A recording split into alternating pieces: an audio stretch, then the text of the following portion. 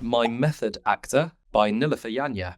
So, yeah, by now, you and Kylie will know that this was pretty much my highest anticipated album of the entire year.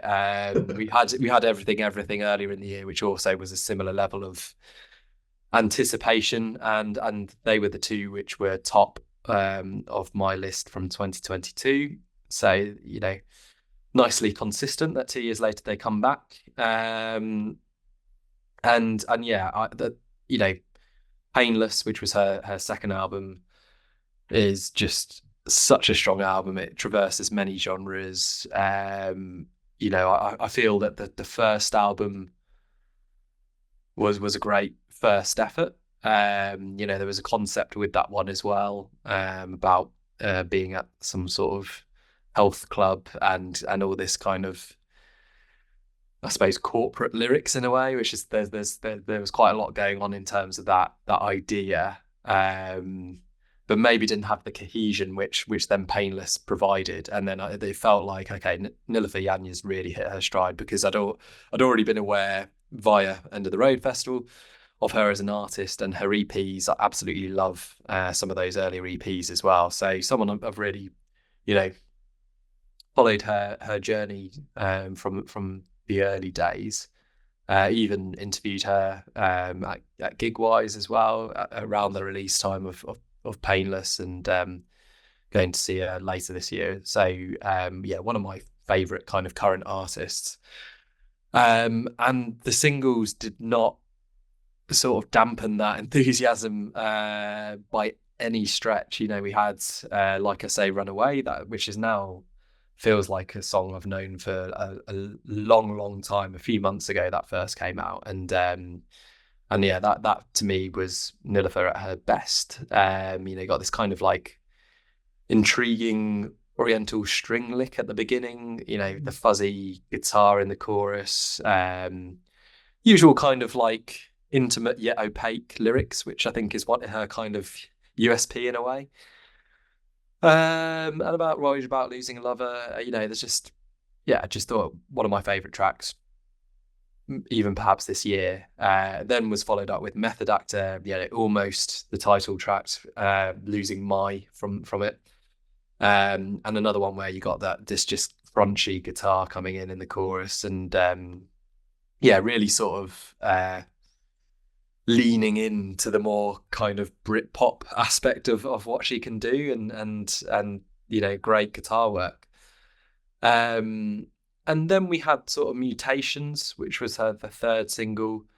Wasn't quite as into that, but that one's grown on me over time. And then the last couple of singles as well. And this is subsequently after listening to the album, like, showcase what the bulk of it is.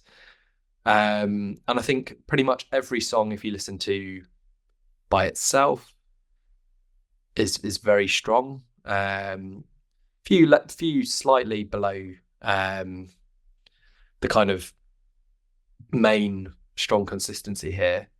But my main criticism is that I feel like I'm listening to one album after the first three tracks, which just blew me away. Because we've had, like I say, a Runaway and Method Actor. It begins with Keep On Dancing, which is just 2 minutes, kind of really engaging short blast, about someone making her miserable, lo-fi indie, and then it's followed by these two singles, which I've heard and loved. Mm. And I'm in the zone at this point.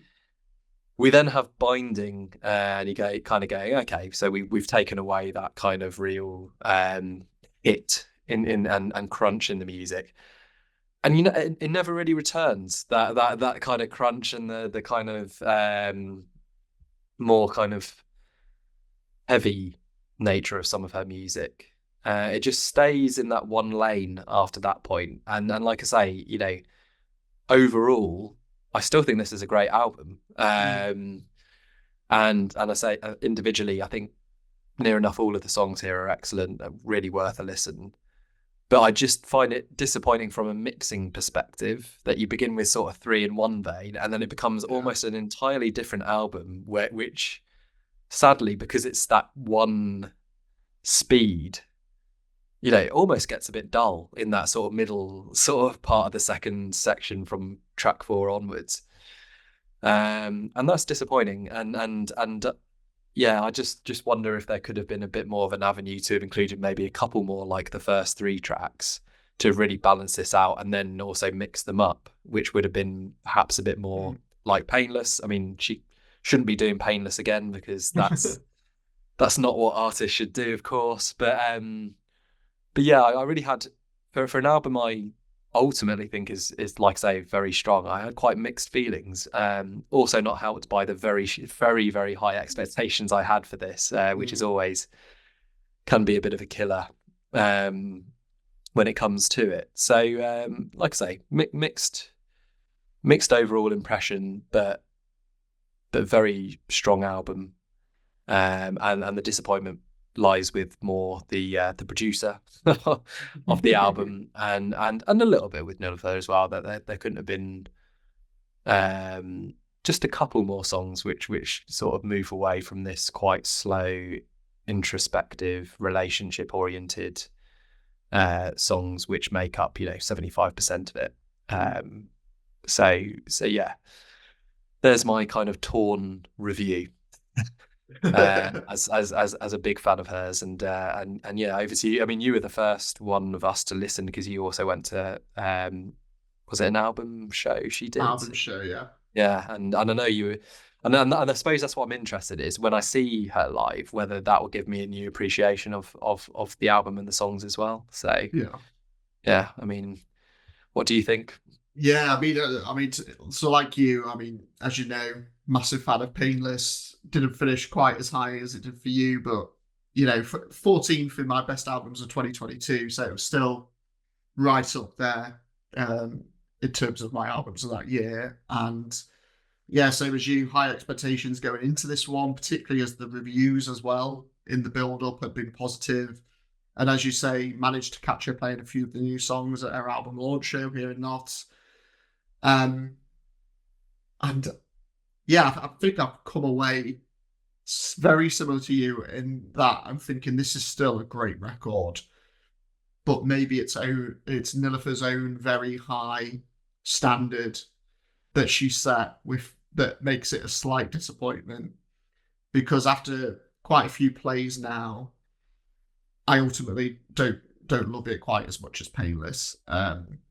It could be the fact that it has come out in such a stacked month for music, as we've seen from the first 3 that we've reviewed here. But for whatever reason, it's just not resonated with me quite as much as those other albums at this point in time.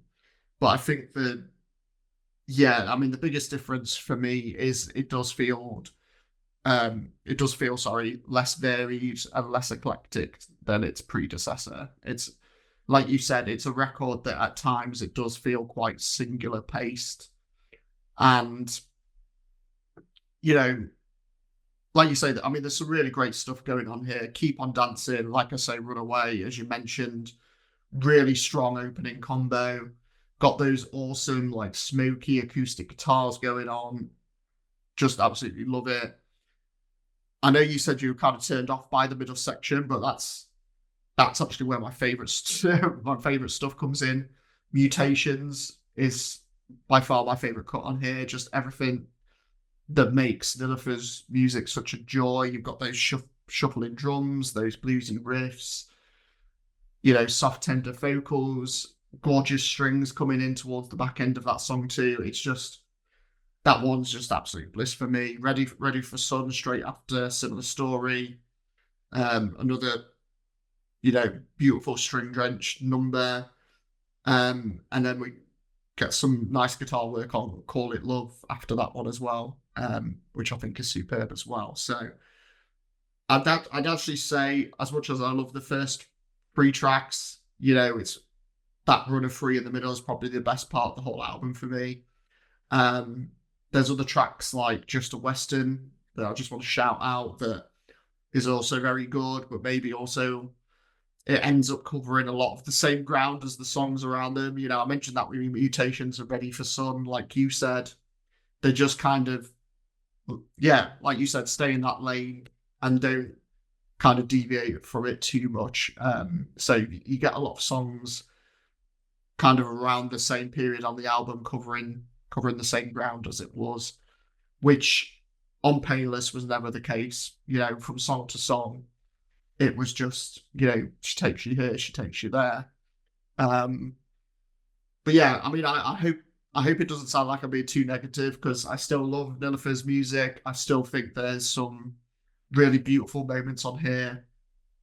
But yeah, probably came away the same way as you, that it's one that overall maybe ultimately just falls shy of hitting the lofty heights of its predecessor. And because of that, you can't help but feel slightly disappointed. But like you said, still a great album. Just she's made it hard for herself. Yes, setting such high expectations. It's only because we love her music. So but there is so much to take from it, and I think mine was a bit more negative actually. But but yeah, I think overall, if this was a debut record, I think we'd have a very different tone about it and just say what an amazing record it was. So yeah, there we go. You learn, don't reach such heights, because then you can never disappoint people.